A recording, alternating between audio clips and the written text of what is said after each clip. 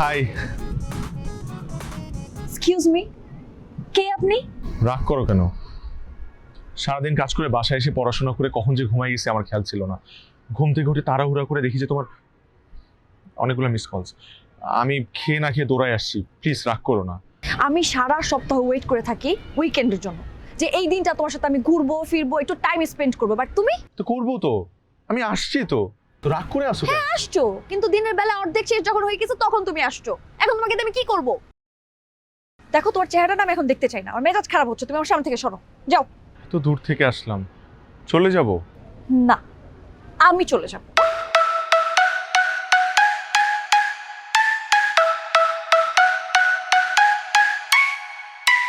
কিছুটা এলোমেলো তবে লক্ষ্মী ছেলে আমি।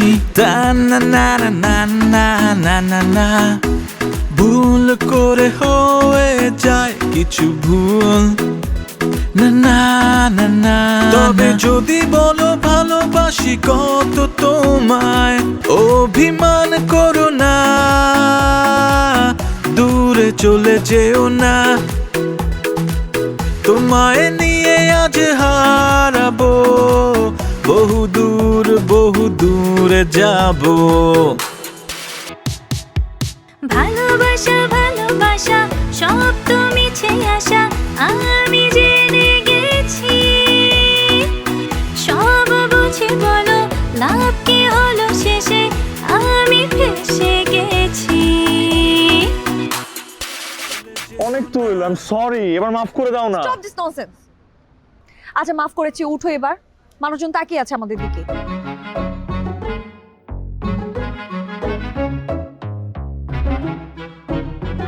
বাবা তোমার সাথে দেখা করতে চায়। কেন?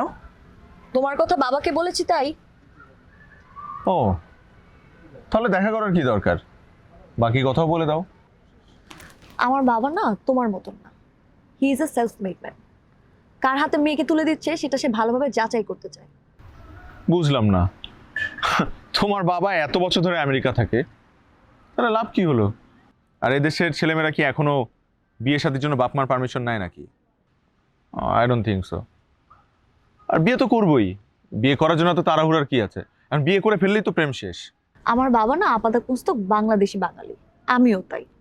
তুমি তার পরের জেনারেশনের মেয়ে হয়েও তাই? হ্যাঁ, আমি 100তম জেনারেশনের মেয়ে হলেও আমি নাতাশাই থাকবো। তোমাদের এই বাংলাদেশিদের না আমেরিকান সম্পর্কে ফালতু ধারণা।